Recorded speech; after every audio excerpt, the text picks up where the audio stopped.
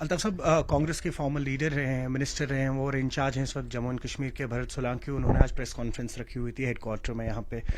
उनका कहना है कि एलजी जो है, अब जो अमेंडमेंट होगी रीऑर्गेनाइजेशन बिल में, उसमें उनको पावर्स जो दिए जाएंगे, भले ही फिर यहाँ का जो सीएम है वो महज एक म्यूनसिपल पोस्ट की तरह यहाँ पे रहेगा, एक रबर स्टैंप रहेगा।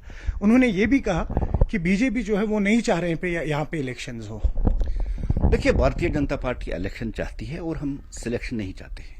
हम 87 की तरह सिलेक्शन नहीं चाहते हैं कि हम यूसुफ को सईद सलाहुद्दीन बना दें। Bharatiya Janata party grass root level पे डेमोक्रेसी को मजबूत देखना चाहती है। जिस तरह से हमने डीडीसी, बीडीसी या पंचायत राज के इलेक्शन कराए, वो पहली बार हमने हिस्ट्री में कराए 1986 के बाद, आज़ादी के बाद।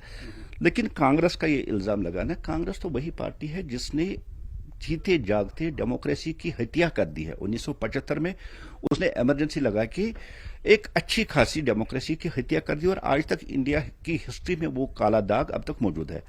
अब जहां तक इलेक्शन का ताल्लुक है, भारतीय जनता पार्टी इलेक्शन के लिए तैयार है। और आप देखिए, आउटरीच प्रोग्राम हमारे चल रहे हैं, हमारी मीटिंगें हो रही है, और ऑलमोस्ट हमने इलेक्शन की तैयारी की है। और हम ये यकीन मानते हैं कि जो मोदी जी ने श्रीनगर की सारे जमीन पे आके कहा कि ड्यू टाइम पे इलेक्शन होगी, हम वो मान के चलते हैं कि इलेक्शन होगी।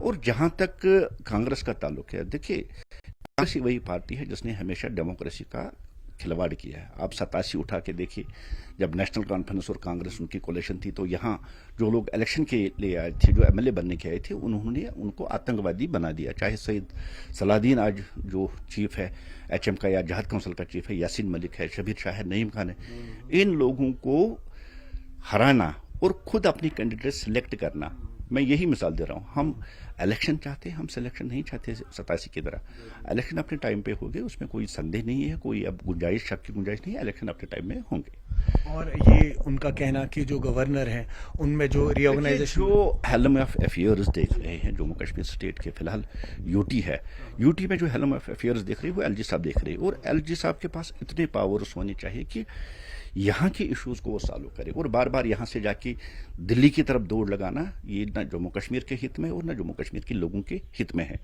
अब यहाँ के प्रॉब्लम्स, यहाँ के इश्यूज, उनको सॉल्व करने के लिए एलजी के पास पावर्स होना जरूरी है। और जहाँ तक अब कह रही है कि कल सीएम के पास पावर्स रहेंगे, अभी बहुत टाइम है, जब इलेक्शन होंगे तब देखा जाए। लेकिन कल जब इलेक्शन होंगे तो जो प्रॉमिस किया है ऑन द फ्लोर देश के गृह मंत्री और देश के प्रधानमंत्री ने जो प्रॉमिस किया है कि स्टेटहुड वापस दिया जाएगा, ऑटोमेटिकली कल जो एलजी के पास पावर्स है वो सीएम के पास ट्रांसफर हो जाएंगे।